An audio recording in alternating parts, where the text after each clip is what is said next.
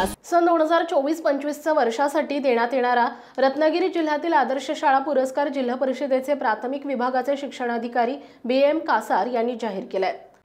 शिक्षण विभाग प्राथमिक जिल्हा परिषद रत्नागिरी यांच्या वतीने सन 2024-25 या सालातील आदर्श शाळा पुरस्कार निवडीचं काम पूर्ण झालेलं आहे आणि या आदर्श शाळा पुरस्कार निवडीसाठी आमच्याकडे कनिष्ठ प्राथमिक शाळा आणि वरिष्ठ प्राथमिक शाळा अशा 2 गटामध्ये हे पुरस्कार दिले जातात। यामध्ये कनिष्ठ प्राथमिक शाळांमध्ये 22 प्रस्ताव प्राप्त झाले होते आणि वरिष्ठ प्राथमिक शाळांसाठी 23 प्रस्ताव असे एकूण 45 प्रस्ताव प्राप्त झाले होते। त्यांची छाननी करून अंतिम आपण निकाल तयार केलेला आहे आणि यामधून निवड करण्यात आलेल्या ज्या आदर्श शाळा आहेत सन 2024-25 करता त्या तालुकानिहाय याप्रमाणे आहेत। कनिष्ठ प्राथमिक शाळेमध्ये मंडणगड तालुक्यातील जिल्हा परिषद प्राथमिक शाळा बानकोट किल्ला उर्दू ही शाळा आहे।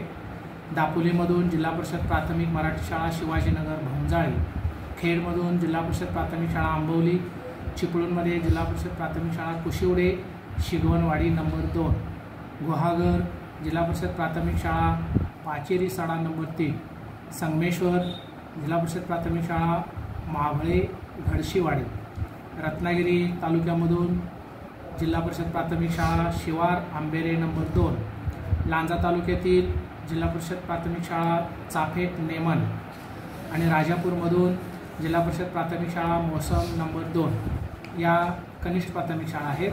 आणि वरिष्ठ प्राथमिक शाळेमध्ये मंडणगडमधील जिल्हा परिषद पूर्ण प्राथमिक शाळा पाचरळ, दापोलीमधून जिल्हा परिषद पूर्ण प्राथमिक शाळा शिरसोली नंबर 1, खेडमधून जिल्हा परिषद पूर्ण प्राथमिक शाळा भोसरी नंबर 1, चिपळूणमध्ये जिल्हा परिषद पूर्ण प्राथमिक शाळा मांडकी खुर्द, गुहागरमध्ये जिल्हा परिषद पूर्ण प्राथमिक शाळा वेलदूर घरटवाडी नंबर 1 आणि संगमेश्वरमधून जिल्हा परिषद पूर्ण प्राथमिक शाळा हातीव नंबर 1, रत्नागिरीमध्ये जिल्हा परिषद पूर्ण प्राथमिक शाळा भोके आंबेडकरवाडी, लांजामध्ये जिल्हा परिषद पूर्ण प्राथमिक केंद्र शाळा कुवे नंबर 2 आणि राजापूरमधून जिल्हा परिषद पूर्ण प्राथमिक शाळा कशेळी नंबर 5 अशा 9 शाळा, अशा कनिष्ठ प्राथमिकमधील 9 आणि वरिष्ठ प्राथमिकमधून 9 अशा 18 शाळांना सन 2024-25चा जिल्हा परिषद रत्नागिरीचा आदर्श शाळा पुरस्कार म्हणून जाहीर करण्यात येत आहे।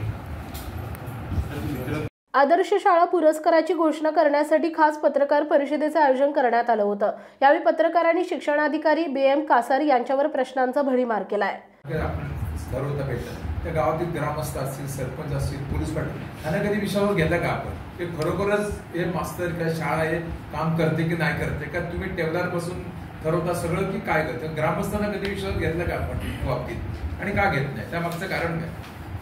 शाळा हे काम जे आहे तालुका स्तरावरती अधिकारी जे काही प्रस्ताव आलेले आहेत त्या शाळांना भेटी देऊन त्यांच्यामधलं काम बघूनच त्याचं मूल्यमापन केलं। माझा कट करतात आहे। माझा प्रश्न आहे, गावात ग्रामस्थ आहे, शाळेचं मंडळ असते, सगळे सरपंच असतात, पोलीस पाटील असतात, ते तुम्हीच ठरवणार, तुम्हीच निवड करणार, तुम्हीच बक्षीस देणार। ग्रामस्थांचं योगदान हवं की नाही आदर्श शाळा निवडताना? पण ते का नाही?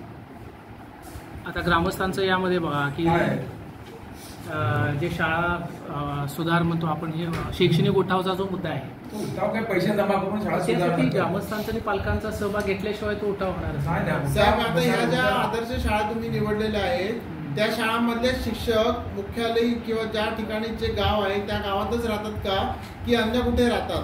शिक्षक सगळेच्या सगळे शिक्षक मुख्यालयी राहतात का? जो नियम आलेला आहे, परिपत्रक आहे शासनाचं, त्या परिपत्रकानुसार आदर्श शाळा ज्या तुम्ही सिलेक्ट केलेल्या आहेत तिथले सगळे शिक्षक मुख्यालयी राहतात का? मुख्यालयी राहण्याच्या सूचना आपण सर्वांना दिलेल्या आहेत। शासन सूचना नाही, आपण जे आदर्श शाळा निवडलेल्या आहेत त्यापैकी सगळे शिक्षक मुख्यालयी राहतात का? आपण कधी जाऊन पाहणी केलीत का त्या संदर्भात? खासदार साहेब, प्रश्नाला कटिंग मारू नका।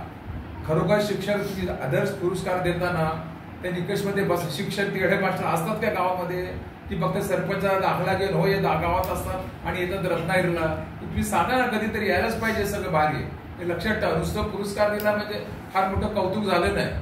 हा शाळेमध्ये तुमची अवस्था या जे पुरस्कार दिले शाळेची एक फॉर एक्झाम्पल शाळा काय वलवते उर्दू सांगावं, किती शिक्षक आहेत, किती विद्यार्थी शाळेमध्ये सांगा. याचं एकच उदाहरण, बाकी नंतर बघू.